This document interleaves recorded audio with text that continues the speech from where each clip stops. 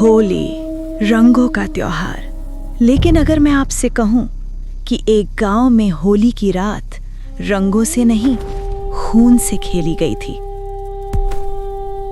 अगर मैं कहूं कि होलिका दहन की आग में सिर्फ लकड़ियां नहीं जली थीं, कुछ और भी जला था। और अगली सुबह जब पूरा गांव रंग खेल रहा था, एक चुड़ैल भी खेल रही थी, लेकिन उसका रंग लाल था। ये कहानी है 2016 की, उत्तर प्रदेश के एक छोटे से गांव बिरनापुर की, जहां होली की एक रात आज तक किसी ने दोबारा मनाने की हिम्मत नहीं की। बिरनापुर एक छोटा सा गांव, चारों तरफ खेत, बीच में कच्चे घर और गांव के बाहर एक पुराना बरगद का पेड़। लोग कहते थे उस पेड़ के पास सूर्यास्त के बाद मत जाना। क्यों? क्योंकि वहां वो रहती थी। कोई उसका नाम नहीं लेता था, बस कहते थे वो। गांव के बुजुर्ग बताते थे कि 25 साल पहले उसी होलिका दहन की रात एक औरत को जिंदा जला दिया गया था। नाम था लक्ष्मी। उस पर आरोप था कि वो चुड़ैल है। गांव में बच्चों की मौत, जानवरों का मरना, सब उसी पर डाल दिया गया। और फिर होलिका दहन की आग में उसे धक्का दे दिया गया। वो चिल्लाती रही, मैं चुड़ैल नहीं हूं, मैं बेगुनाह हूं। लेकिन ढोल नगाड़ों की आवाज में उसकी चीखें दब गईं। उस रात के बाद हर होली की रात बरगद के पेड़ के पास एक औरत के रोने की आवाज आती थी। 2016 गांव में नया प्रधान आया था, रघुवीर सिंह, पढ़ा लिखा, शहर से लौटा हुआ। उसे इन अंधविश्वासों पर विश्वास नहीं था। उसने ऐलान किया, इस बार होलिका दहन गांव के बाहर नहीं, बरगद के पेड़ के पास होगा। डर खत्म करना है तो सामना करना पड़ेगा। गांव वाले डर गए। बुजुर्ग बोले, मत करो बेटा, मत करो। लेकिन रघुवीर हंस दिया, 25 साल पुरानी बातों से डरोगे? रात 9 बजे पूरा गांव इकट्ठा था। लकड़ियां सज चुकी थीं। बरगद का पेड़ पीछे अंधेरे में खड़ा था। हवा अजीब थी। ढोल बज रहे थे, मंत्र पढ़े जा रहे थे। रघुवीर ने मशाल उठाई। जैसे ही उसने आग लगाई, अचानक तेज हवा चली। आग भड़क उठी और तभी बरगद के पेड़ की एक सूखी डाल खुद ब खुद टूटकर नीचे गिर गई। भीड़ में सन्नाटा। एक बच्चा रोने लगा और तभी आग के बीच से किसी के हंसने की आवाज आई। धीमी औरत की हंसी। ही ही ही। लोगों ने इधर उधर देखा, कोई नहीं। रघुवीर बोला, डरो मत, हवा है बस। लेकिन उसी वक्त आग की लपटें अचानक एक औरत की आकृति में उठी। बाल खुले हुए, आंखें लाल, और फिर सब कुछ सामान्य, जैसे कुछ हुआ ही नहीं। रात 11 बजे होलिका दहन खत्म। लोग घर लौट रहे थे। रघुवीर का छोटा भाई मोहित दोस्तों के साथ वहीं रुक गया। मजाक उड़ाते हुए बोला, कहां है चुड़ैल? बुलाओ उसे। दोस्त हंस पड़े। तभी पीछे से आवाज आई, मोहित। सबने मुड़कर देखा, कोई नहीं। फिर आवाज, मोहित। इस बार बिल्कुल पास से। मोहित के दोस्त भाग गए। मोहित अकेला रह गया। बरगद के पीछे से सफेद साड़ी में एक औरत निकली। पैर उल्टे, बाल जमीन तक, चेहरा जला हुआ, आंखें बिना पलक झपकाए सीधा मोहित को देखती हुई। मोहित चिल्लाया, कौन है तू? औरत मुस्कुराई, तुम्हारे गांव ने मुझे जलाया था, अब मैं रंग खेलने आई हूं। और अगले ही पल मोहित की चीख पूरे गांव में गूंजी।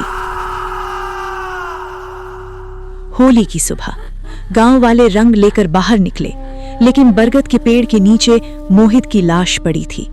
उसका पूरा शरीर लाल रंग से सना था, लेकिन वो रंग गुलाल नहीं था, खून था। और उसके चेहरे पर ऐसी डर की अभिव्यक्ति जैसे उसने मौत को सामने से देखा हो। उसकी गर्दन पर नाखूनों के निशान थे और उसके कान के पास राख से लिखा था, अब होली हर साल होगी।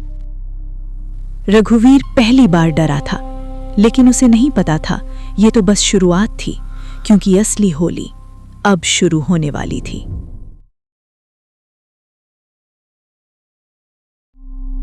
बरसात का मौसम था। गांव बड़वन की गलियों में कीचड़ था। हवा में मिट्टी और सीलन की गंध घुली हुई थी। शाम होते ही जैसे अंधेरा अचानक भारी हो जाता था। लोग जल्दी जल्दी अपने दरवाजे बंद कर लेते, बच्चों को भीतर बुला लेते और चौखट पर सरसों का तेल छिड़क देते, बुरी नजर से बचने के लिए। उसी गांव में रहती थी सावित्री। सब उसे प्यार से सावी कहते थे। उम्र बस 19 साल। आंखों में सपने, चेहरे पर मासूमियत और दिल में अपने छोटे भाई मुन्ना के लिए मां जैसा स्नेह। माँ बाप का साया बचपन में ही उठ गया था। सावी ने ही उसे पाला था। पर पिछले कुछ महीनों से मुन्ना अजीब सा रहने लगा था। रात को नींद में चीखता, दीदी कोई खिड़की पर खड़ा है। सावी दौड़ कर जाती, पर खिड़की के बाहर सिर्फ नीम का पेड़ दिखता, जिसकी टहनियां हवा में हिलती रहती। गांव की औरतों ने कहना शुरू किया, इस घर पर बुरी नजर है, किसी ने कुछ करा दिया है। और फिर किसी ने फुसफुसाकर एक नाम लिया, काली अम्मा। काली अम्मा गांव के बाहर शमशान के रास्ते पर एक टूटी सी झोंपड़ी में रहती थी। लोग कहते थे वो जादू जानती है। उसकी आंखें इतनी काली थीं कि उनमें झांको तो अपना चेहरा नहीं, अपना डर दिखता था। एक रात जब मुन्ना की सांस तेज चल रही थी और उसका शरीर तप रहा था, सावी हार गई। वो भीगती रात में दौड़ती हुई काली अम्मा की झोपड़ी तक पहुंची। दरवाजा अपने आप चर्रर की आवाज के साथ खुल गया। अंदर धूप, राख और किसी अजीब जड़ी बूटी की गंध थी। अंधेरे में से आवाज आई, आ गई तू? सावी कांप गई। अम्मा, मेरे भाई को बचा लो। काली अम्मा धीरे धीरे सामने आई। उसके हाथ में एक काला धागा था, बहुत साधारण सा दिखने वाला।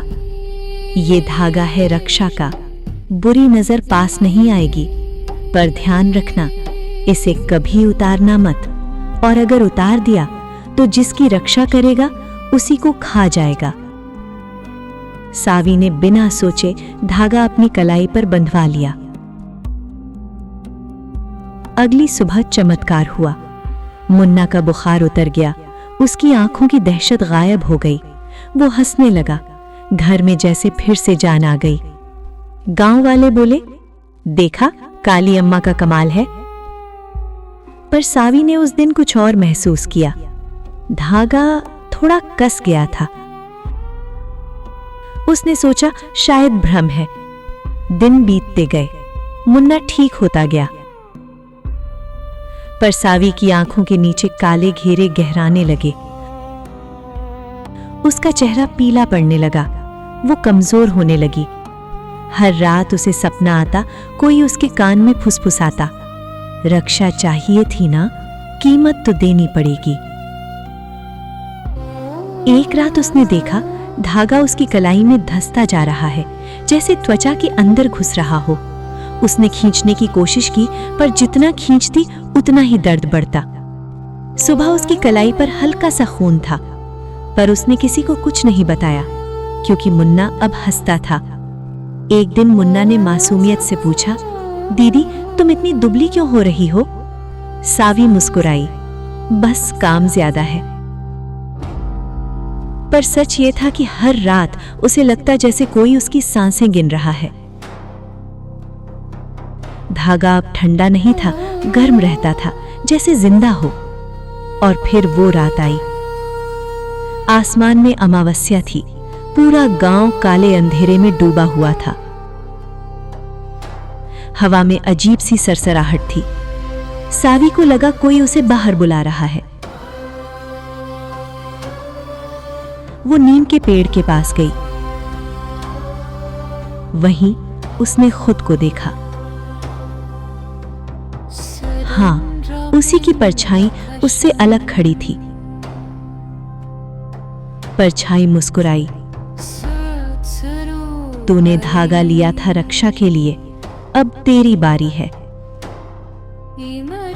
सावी भागकर घर आई। उसने पहली बार सोचा धागा खोल दूं। जैसे ही उसने उसे खींचा, मुन्ना की चीख गूंज उठी। वो अंदर दौड़ी। मुन्ना जमीन पर तड़प रहा था, उसकी सांस अटक रही थी।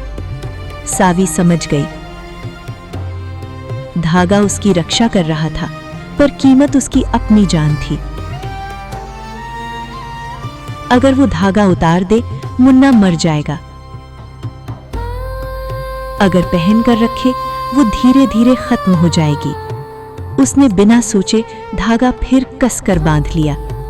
मुन्ना की सांस सामान्य हो गई। पर उसी क्षण सावी की आंखों से खून का एक पतला सा आंसू बहा। दिन गुजरते गए। अब सावी चल भी मुश्किल से पाती थी। शरीर हड्डियों का ढांचा बन गया था। एक रात उसने मुन्ना को सोते देखा। उसके बालों में हाथ फेरा। धीरे से बोली, तू बड़ा होकर डॉक्टर बनेगा, ठीक है? किसी की जान नहीं जाने देगा। सुबह गांव वालों ने देखा, सावी नीम के पेड़ के नीचे पड़ी थी। चेहरे पर शांति थी। कलाई में वही काला धागा, अब ढीला पड़ा हुआ। मुन्ना भाग कर आया। दीदी उठो ना। पर सावी की सांसें थम चुकी थीं।